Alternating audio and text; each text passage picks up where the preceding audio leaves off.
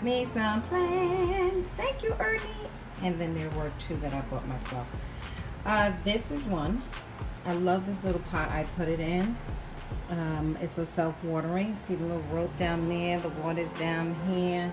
It sucks it up into the plant soil. All I have to do is make sure the water's at the bottom. This is a Philodendron Firkin.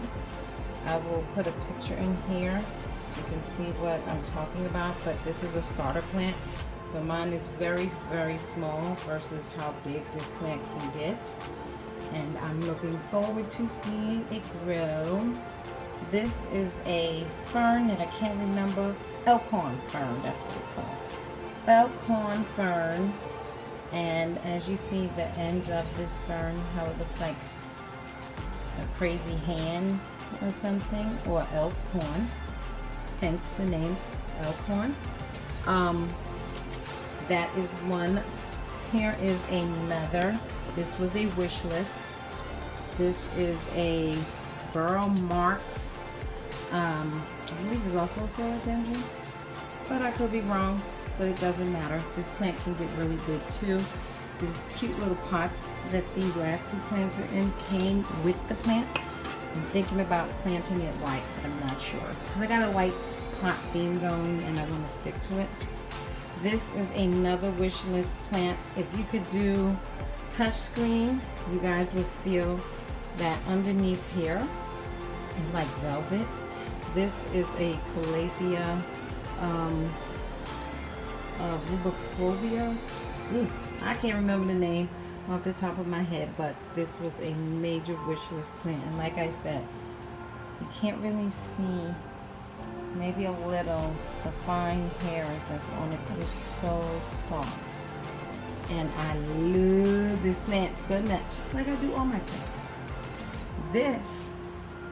This one is a heart-shaped something. Can't remember. Darn it. Can't remember off the top of my head what this one is called. This one was a wish list. This one is in a pot like my Birkin. It's just a shorter version. See that? Well, you can't tell because it's in the thing. But anyway, it's also self-watering. I didn't add water to the bottom of this one yet. This is a jewel orchid. Now you see the lines on the leaves? It looks like lightning.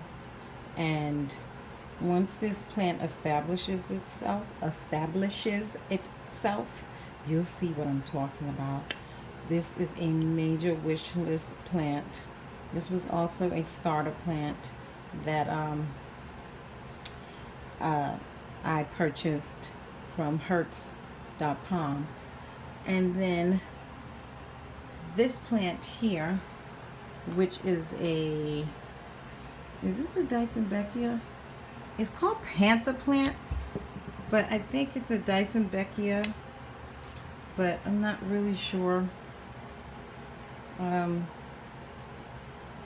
what family it comes from. If it's not Dieffenbachia, then it is a Chinese evergreen, but they look very similar, the variety of those plants. And then last but not least, this is my very hurt looking bear paw. This is a succulent plant, and I'm going to take up one of the claws, as they call it, so you can see how it looks like a bear's paw. Not really, but you know. Use your imagination, people. Anyway, this is my latest creation. They're in what I am now calling quarantine. When I get new plants, I am not just going to place them with the rest of the plants. They have to go through a quarantine. They have to be sprayed down and marinated for at least a week. Then they have to go through acclimating to the home. So it takes some time. They were all coming from either Florida or Ohio. They were all shipped from either Florida or Ohio. And, you know, warmer state for when it comes to Florida. Ohio, not so much, but they probably were in a greenhouse where it's much warmer so they can grow the plant all year round. And Therefore, they're not used to this home of mine, my lighting, my temperature, my humidity levels, blah, blah, blah. So they have to acclimate. So they're in quarantine. I still have my other plant going through the time lapse. I added that plant there, which let me see if I can zoom in. That is my Lithops, which is also called a living stone plant. It's pushing out a new leaf, because that's really what those are leaves.